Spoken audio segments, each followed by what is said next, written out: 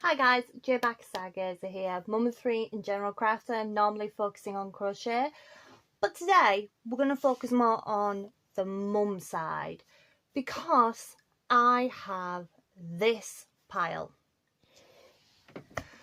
Yes, it's atrocious. It is filled with toys that my kids have broken, clothes that need patches and repairs, clothes my children don't like in their current state, so I said, yeah, don't worry, I'll fix it, I'll mend it. Clothes they don't want to part with even though they've grown out of them. So I go, oh yeah, no problem. Don't know why I do this. It's just throw things out like any other man would do. Right, so today, as my latest crochet project, it's not going to be done in time. It's simply not. What I'm going to do is I'm going to spend the next 3.5 hours and I am going to work through the pile. Now, as you can see from the pile, there is the crocheted scrap blanket there and a cross stitch. Those are there for me to just pick up whenever I want to, so might do some of that, might not. But yeah, we're just going to see how far we can go, and I am going to know when my 3.5 hours is up, because I'm going to listen to the latest episode of the Chris Moyle Show. So, let's get to it. Good morning, Great Britain. It's just gone 6:30 a.m. I will start by saying that it's not 6:30 a.m. while I'm doing this, it's about 1 p.m. But I was lucky to have a big slot of today actually free of children. 2 of them are at a all-afternoon birthday party and the other is playing video games with his cousin. So we are starting just a basic hand repair here on a Barbie dress that has popped its seams. Maybe Barbie was putting on some weight, but we don't judge, we just fix the clothes. With this being small, I didn't get out the sewing machine. I just did, as you can see here, just some back stitches down the holes in the seam and secured it. And there we have it, project 1 done.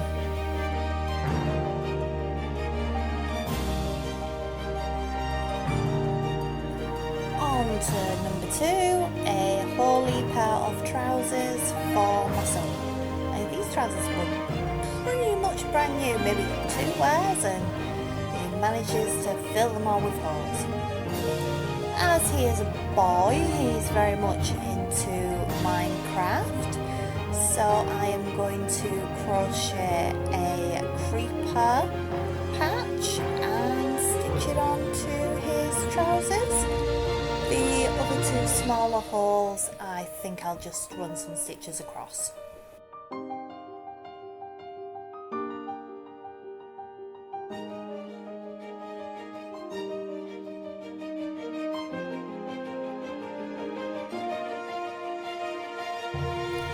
This was a pretty basic square, 10 stitches across, and I think a total of 11 rows, but I honestly didn't keep count. There is some colour change to black and then back to green just for the facial features of the creeper itself. And there we are with the finished patch. Now I could have gone and got my darning tool to fix this on, but to be honest, I couldn't be bothered trying to dig it out as my craft boxes are an absolute mess right now and they badly need sorting through. So I just went old method, just stitched it all in by hand.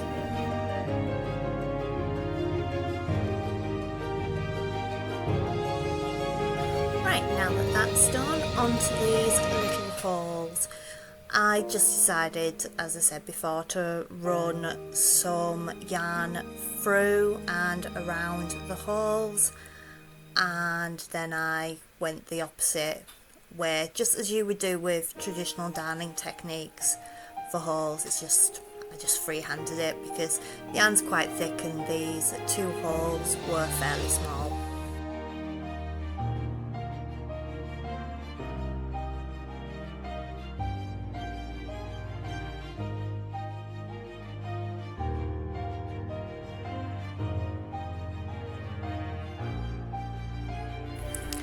Next up is this threadbare blanket, which I'm going to turn into a cushion cover for this pillow.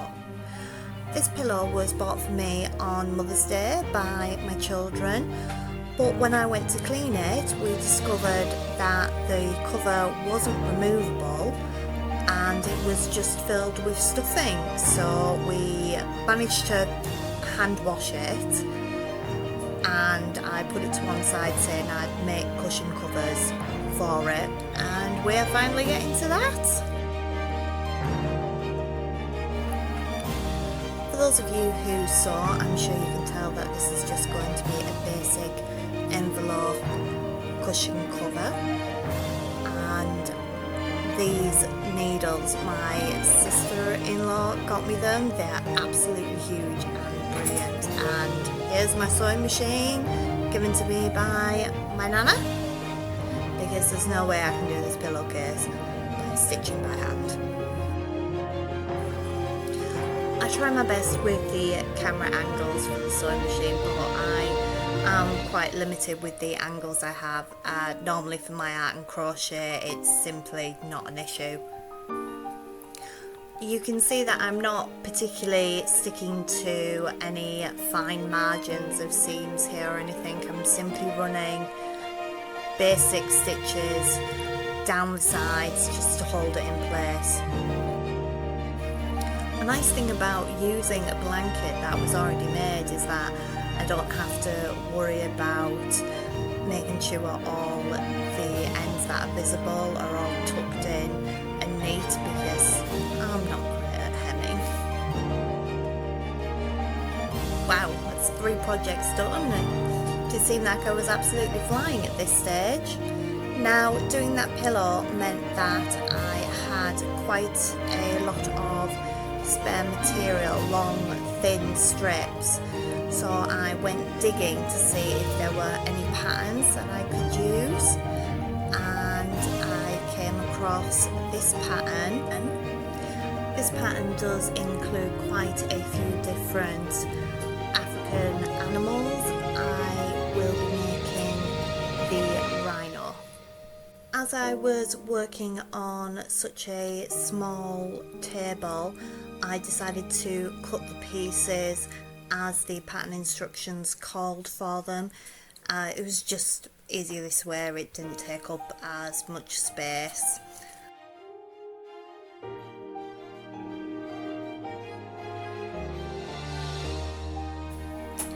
With working with a plush fabric as well, I took the added step to cut out each piece individually instead of simply folding the fabric and cutting 2 at the same time.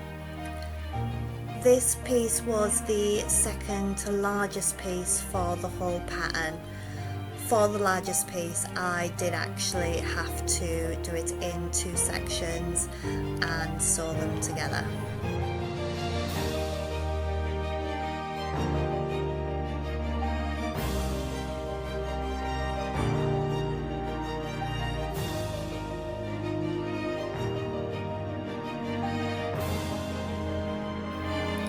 The body pieces came together lovely, and to be honest, even the smaller pieces were easy to sew even in this thicker than cotton fabric. I do prefer working in a plushier type of fabric if I can, because it is very forgiving, just like the larger plushy yarns or the velvet yarns for crochet are also forgiving, especially when you're making something with less detailing.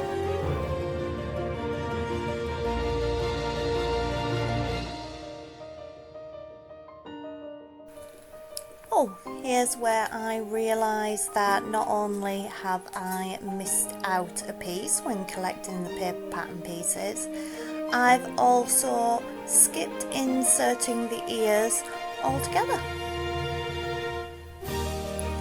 Instead of trying to unpick the seam itself, I decided to sew the ears directly onto the rhino's head.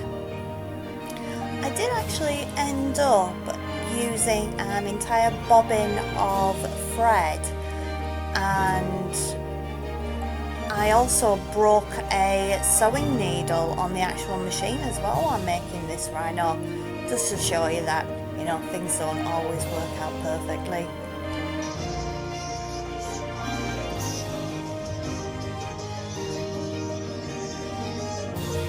And that sound means that my 3.5 hours are up, so the rhino is not getting finished today. So that was 3.5 hours. So we got Barbie's dress sewn and repaired.